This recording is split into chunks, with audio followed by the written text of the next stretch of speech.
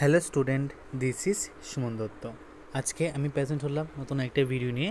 আজকের ভিডিওতে থাকছে ফরাসি বিপ্লব। ঠিক আছে, তো যারা যারা ক্লাস 9-এ পড়ো, তোমাদের প্রথম ইতিহাস চ্যাপ্টার হলো ফরাসি বিপ্লব। ওইখান থেকে আমি পূর্বের ভিডিওতে মার্ক 1-এর উত্তর দিয়ে দিয়েছি।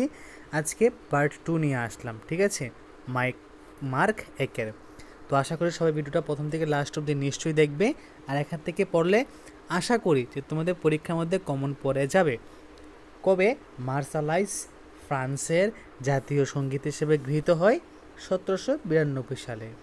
কত সালে জেকোবিনরা খাদ্যের অভাবে গণবিদ্রোহ করেছিল? 1792 সালে। ফ্রান্সের প্রথম রাজনৈতিক দল ছিল জেকোবিন দল। যা পল মারাত ছিলেন জেকোবিন দলের নেতা। গিলোটিন যন্ত্র কে আবিষ্কার করেন? Doctor guillotine. 1794 সালে ফ্রান্সে সন্ত্রাসের রাজত্বের অবসান ঘটে।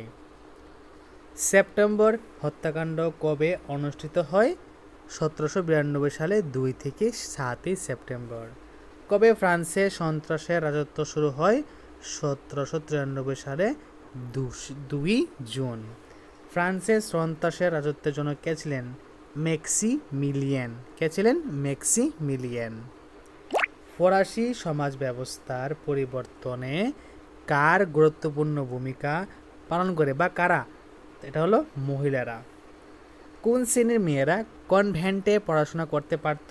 অভিজাত শ্রেণীর মহিলারা। ফ্রান্সে স্কুল প্রতিষ্ঠিত হয় রাষ্ট্রের উদ্যোগে। ফ্রান্সে মহিলারা ভোটাধিকার লাভ করে 1946 সালে। ন্যাশনাল কনভেনশন রাজদ্রোহীরা অভিযোগ আনে অলিম্পে ডি গুজেসকে। ঠিক আছে, ডি গুজেসকে। ফ্রান্সে তৃতীয় শ্রেণীর মহিলারা জীবিকার জন্য কোন ধরনের কাজ করত? সেলাই বা লন্ড্রি কাজ। ফ্রান্সে কোন আইনের অধীনে রেজিস্ট্রি বিবাহ শুরু হয়? দেওয়ানি আইনের অধীনে। Olympe de Gouges declaration of the rights of women and citizens লেখেন।